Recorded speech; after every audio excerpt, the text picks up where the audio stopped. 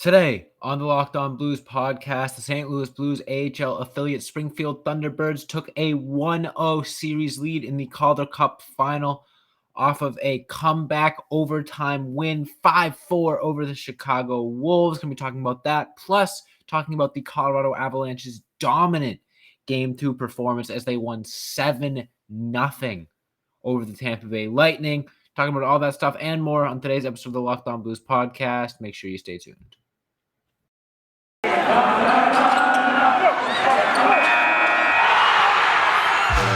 You're Locked On Blues, your daily podcast on the St. Louis Blues.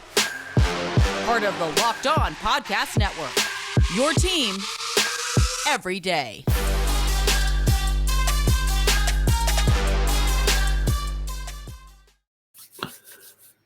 All right, ladies and gentlemen. Welcome back to the Locked On Blues podcast, part of the Locked On Podcast Network, and your number one source for daily Blues content. I'm your host, Josh Hyman, and like I said, got a busy episode today. First half talking about the Blues AHL affiliate Springfield Thunderbirds, as they now have a 1-0 series lead in the Calder Cup final. They do play again tonight, Monday night, so a lot of you guys might be listening to this episode after the game, but regardless, still going to be talking about some of the players on that team that have made a difference. And then, like I said, in the second segment, we're going to be talking about the Tampa Bay Lightning and the Colorado Avalanche and their Stanley Cup Finals series. But first, before we get into any of that, I wanted to let you guys know that today's episode is brought to you by BetOnline. BetOnline has you covered this season with more props, odds, and lines than ever before. BetOnline, where the game starts. Now, I didn't talk to you guys a lot last week. I think I only got out one episode. As I said in that episode, I was traveling for work. I was really only home for a full day, Monday and Friday. And even then, both those days I had to pack. I'm back at school now. It was a really busy week for me last week. So apologies that I didn't get a lot of content out for you, but starting now, we should be back on a regular schedule. Look for 5 episodes this week, 5 episodes next week, etc. until the season ends, until we move to 3 episodes a week. But yeah, I just wanted to apologize for my lack of episodes. And even the episode that I did get out was a little rushed and all over the place. So, busy week for me last week. But back on track this week and looking forward to it because there is a lot to get into, starting with the St. Louis Blues AHL affiliate Springfield Thunderbirds, 3 wins away from a Calder Cup championship. It sucks that the Blues are out, obviously, but there's a silver lining as the little club, the baby brother club, continues to have success. They won 5-4 in Game 1 over the Blues' former AHL affiliate in the Chicago Wolves. This game didn't start out too hot, as they did give up the first goal. Jack Drury scored for the Chicago Wolves, but then Huma King and Matthew Pekka got back-to-back goals there late in the first period to put the Springfield Thunderbirds up 2-1. Heading into the second, where it was all Chicago. Chicago Wolves came out of that second period up 3-2, goals from Richard Panik and David Dust. So, heading into the third period, Springfield was down 1, not looking great, and things got even worse as 30 seconds into the period, Stefan Noesen gave the Chicago Wolves a 4-2 lead, and things were looking a little rough for the Thunderbirds at that point. Down 2 goals on the road. In Game 1, it really wasn't looking like their game to win, but less than 30 seconds after that goal that stretched the lead to 2, Tommy Cross, former Boston College defenseman, scored from the point to make it 4-3, and then it was back and forth for the rest of the game. Nothing really too much for either side. Chicago was doing a good job of keeping the lead. Springfield was getting their chances here and there, but it was looking like it was going to be a tough one.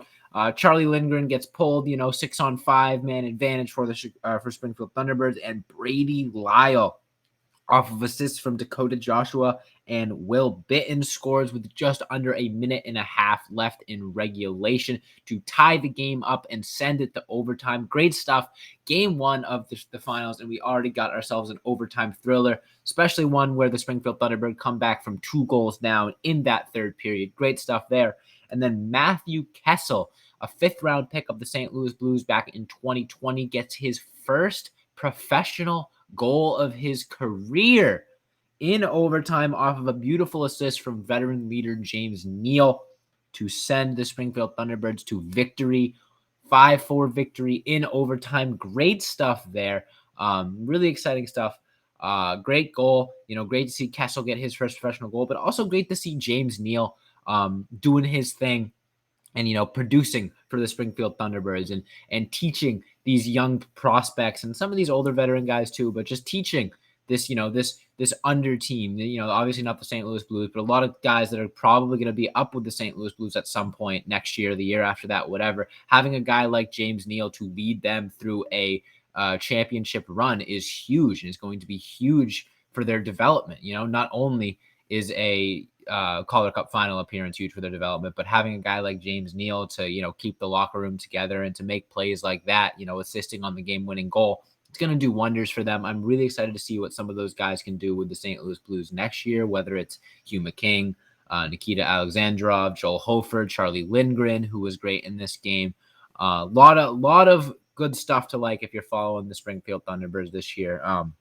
We continue to talk about that a little bit more in this upcoming second segment before I transition into the Stanley Cup final, the NHL final, which unfortunately the Blues don't have any stake in, but maybe they do, as they still remain the only team to defeat the Colorado Avalanche as they're up 2-0 on the Tampa Bay Lightning. So we're talking about all of that and more in this second half of the episode. Before I get into that, want to tell you guys about BetOnline. Now, BetOnline is your number one source for all your betting needs and sports info. Maybe you got a hot take. Maybe you think the Colorado Avalanche are going to sweep the Tampa Bay Lightning. Now, I have them predicted as winning.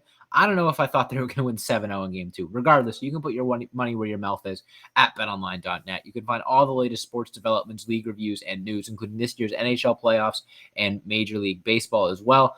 BetOnline is your continued source for all your sporting wagering information, including live betting, esports, and scores. And betonline.net remains the best spot for all your sports scores, podcasts, and news this season. BetOnline.net is the fastest and easiest way to check in on all your favorite sports and events, including MMA, boxing, and golf. So head to their website today or use your mobile device to learn more about the trends in action. Bet online where the game starts. I'll be right back with the second half of today's episode.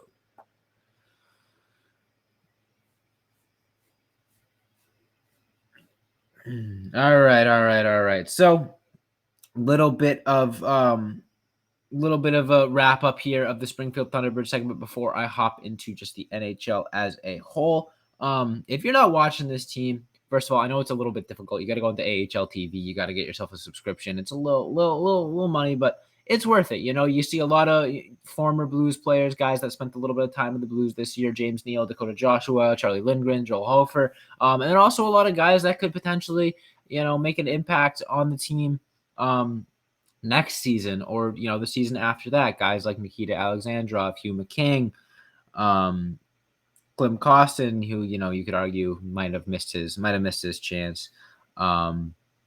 Again, Dakota Joshua, again, a guy that I think still could make a good impact. Tyler Tucker, a guy that's pretty much the number one defenseman on that Springfield Thunderbirds team, could make a name for himself as well. There's a lot to like about this team. There's a lot to like about watching this team. And you can kind of tell that there's that championship DNA is in that locker room, whether it's James Neal, who's an incredible veteran presence, or, guys like Mackenzie McEachern, who have been around the Blues for a long time and have seen their success, not necessarily firsthand, but have been around the team when they've had playoff success. Dakota Joshua, same thing. Klim Kostin, sort of similar. Again, he's sounding like Klim Kostin might go back to Russia after the season, but still, it's good to see him, producing as he is. Mackenzie McEachern, I think I mentioned him already. James Neal, obviously, lots of veterans, lots of youth. It's a good mix, and they also play a very exciting style of hockey. They're not necessarily flashy, fast-paced, up and down scoring. They play a very physical game. They kind of play old school hockey, which is what gave the Blues their success in their Stanley 2019 was just old style, physical, beat 'em up hockey, and that's kind of what the Thunderbirds do. And you could see it in Game 1 that even when the Chicago Wolves got themselves a nice 2-goal lead, the tenacity of the Thunderbirds was just too much to handle. And you got depth scoring. I think they had 5 different goal scorers in that game, and it's kind of just like a baby Blues in the sense that they play a similar style to what gives the Blues success, and they have incredible depth, just like the St. Louis Blues. So it's fun to watch there. Definitely check them out. I think it's AHL.TV or something like that. If you can't find it, reach out to me on Twitter or whatever. I got a way to watch it. I can send you the link to the AHL website where you can watch some of the games. It's fun stuff. Again, they play tonight, Monday night, and I believe they play again Wednesday. It's great stuff. If you're a little tired of watching the Colorado Avalanche dominate, which I don't know why you would be. They're a fun team to watch. And you want to give yourself a taste of Blues hockey. You got the little Blues logo on their shoulder patch. It's better than nothing. So yeah, definitely check them out.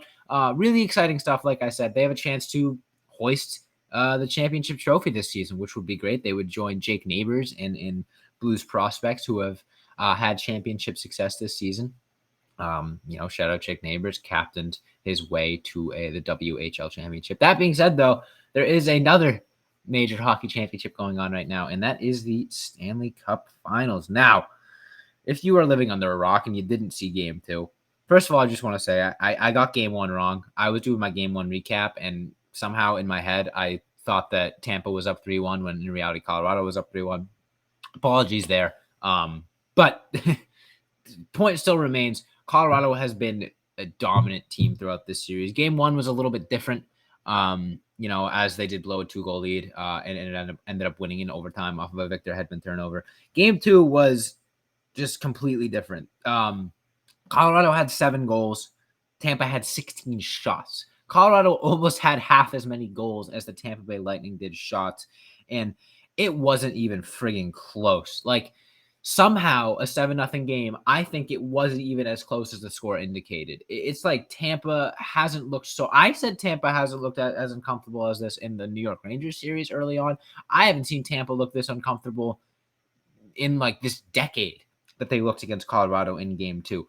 Valerian Nichushkin gets the scoring going for the Colorado Avalanche with his 7th. Josh Manson gets his 3rd. 2-0 Colorado. Andrei Burakovsky gets 1. 3-0 Colorado after 1. I'm just going to kind of speed run through this. Valerian Nichushkin, again, another incredible depth piece. A guy that had like 11 points on the regular season is now up to 8 goals in the playoffs and 2 in this game. Puts the Avs up 4-0, 4 minutes into the second. Darren Helm puts the Avs up 5-0 in the second. And then Cale Makar gets himself 2 goals, one shorthanded, 1 on the power play in the third period to put the Avs up 7-0. And they had a great little interview after the game where they go to Cale Makar. He's on the bench, and they go, Cale, you going to be celebrating tonight for this win? He goes, no, that's it. Just nope. They're like, all right, thank you. And he walks off. It's great. It's great stuff there. Look, there is only one team that has beat the Colorado Avalanche in the playoffs up until this point, and it is the St. Louis Blues. And this isn't to sort of shoehorn into complimenting the Blues, whatever.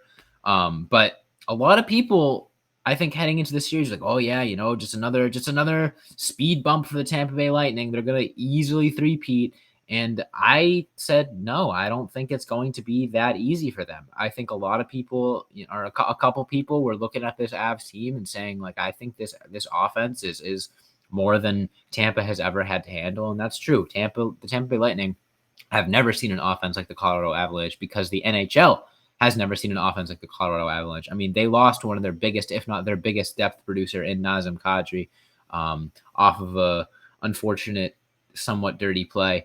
And they have not missed a beat. They've gotten scoring from guys, like I said, like Valerian Nichushkin, Darren Helm, whatever. You can go up and down the lineup. I mean, I haven't seen Nathan McKinnon's name once in that. I'm sure he had a couple assists.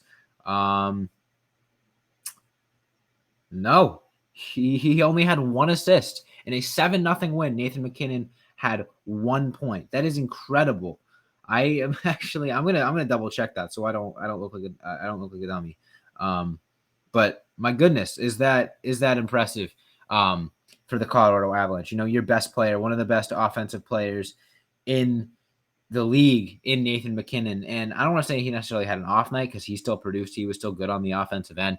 But like I said, he only had 1 assist in that game. You got guys like Valerian Nichushkin getting himself 2 points, Cale Makar getting himself 2 goals, Mikko Rantanen a couple assists, Burakovsky a goal and an assist, Newhook a couple assists, Cogliano had himself an assist or two assists in there. I mean, they're just getting production from anyone and everyone in their lineup.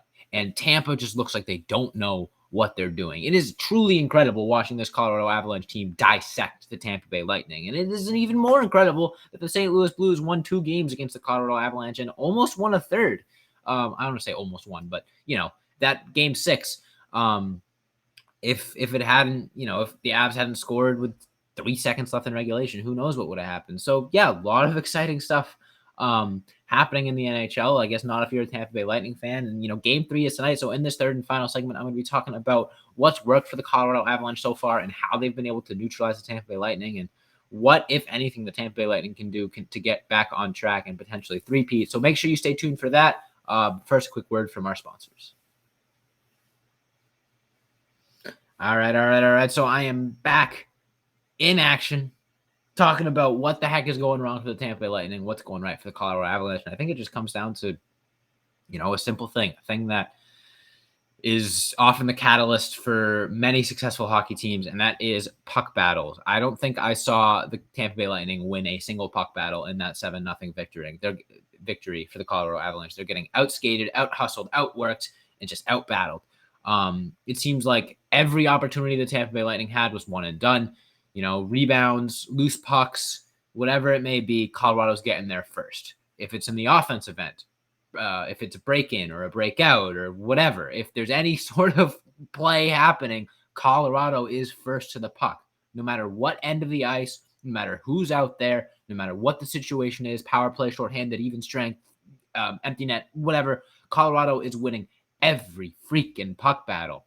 And that shows in not only the goal score, but the shots on goal. Tampa Bay only had 16 shots on goal in that game, and that is an incredibly low number for any team, much less back-to-back Stanley Cup champion Tampa Bay Lightning. And that's because, like I said, it was one and done. Yeah, Tampa would do their thing. They would, orchestrate their great breakout, put a lot of pressure on the Avs, and they'd get a good look, and then that would be it. Darcy Kemper would either swallow up the rebound, or the rebound would be kicked to the corner where some Colorado defenseman would win the battle. And it's like, it was incredibly frustrating to the Tampa Bay Lightning. And you could see that after that first period, they just kind of got away from their game and got frustrated and got, annoyed with how they just seemingly couldn't do anything right. It's like when you're playing NHL 22 and you get mad, you're like, what the hell? The game's giving everything to the other guy. Like, I can't catch a break. It's like, ice tilt. Those days when the word ice tilt would be thrown around. I don't know if any of you have ever played the NHL games, but there would be times when you'd have tons of pressure, you'd be doing everything right, and you just couldn't buy a shot on goal. You couldn't buy a goal. Every loose puck went to the opponent. Every scoring chance rebound led to them, and it felt like the game was truly against you. And that is what it was looking like for the Tampa Bay Lightning. Now, such thing as ice tilt in the regular NHL, it's just simply called momentum, and it's a real thing. And momentum was 100% in the Avalanche's favor in that game too. And I don't think I've seen such a one-sided game against the Tampa Bay Lightning in any of their Stanley Cup Finals games that they've played up until this point. Now, I haven't watched every single game from puck drop to final buzzer. So, please, if I'm wrong, let me know. But just with the way that they've played in these playoffs and the way that they've played over these last 3 years, and even if you go back 4 years to when they had their 62-win season, they have looked like the most dominant team in the NHL. They have not looked rattled at any point. Yeah, they did get swept in that first playoff appearance, but that was just, that was on them. They didn't show up. They were coasting.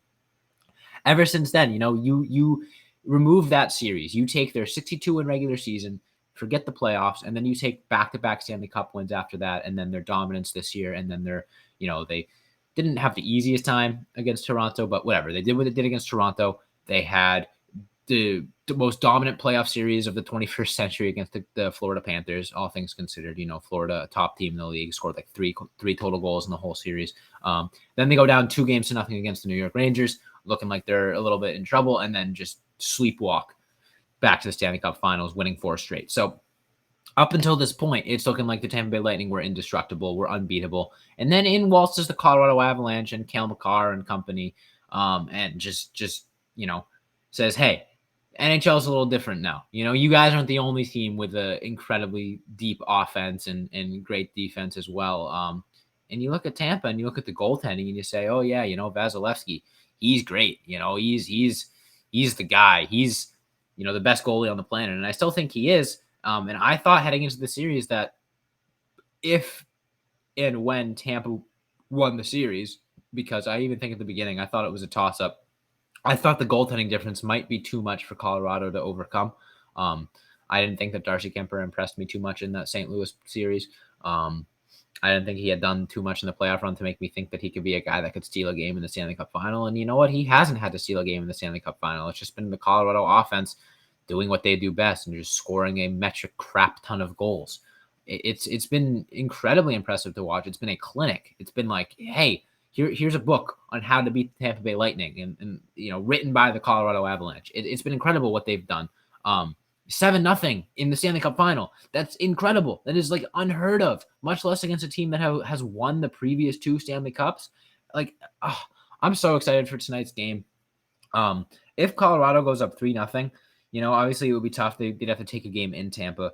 I still think Tampa gets one of the next 2 at the very least. But I mean, man, are you got to be worried if you're in that Tampa locker room right now? Like, what the heck do you even say after a 7-0 loss? It's not like you lose 3-2 in overtime or whatever the first game was, 4-3 in overtime.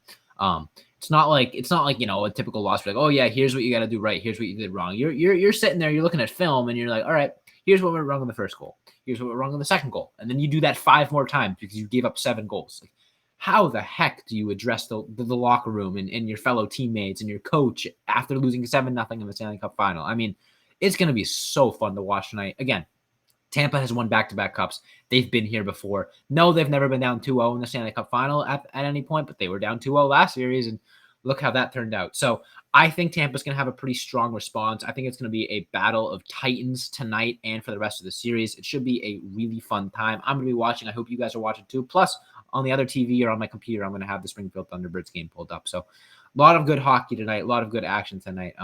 Fortunately, basketball is over. My Boston Celtics came up short. Oh, heartbreaking stuff there. But, St. Louis's own Jason Tatum, he'll be back. Celtics will be back. I just had to throw that in there. I know some of y'all are thinking it. And, it is tough there. But, hey, that being said, all we got is hockey left and baseball. But there's like 1,000 games in the season, so I'm not worried about that until October, September. Anyways, that being said, that is all the time I have for you guys today. So make sure you hit that follow or subscribe button on whatever podcast platform you're listening to me on. Make sure you hit that subscribe button on YouTube. We've been growing a lot there recently. I've really been enjoying the feedback and all the comments and stuff like that. So make sure you subscribe to me on YouTube at Locked On Blues. Hit that notification bell. That way, whenever we upload a new video, you'll be the first to know. Leave a review on Apple Podcasts or Spotify if you're feeling so kind. If you're not feeling kind, I mean, hey, I guess you can still leave a review. I'll take constructive criticism. Follow all of the Locked On Blues social channels at Locked On Blues on Instagram, Twitter, Facebook, and TikTok. And then you can follow me on Twitter at Josh Hyman NHL. Thanks everyone so much for listening. And as always, let's go Blues.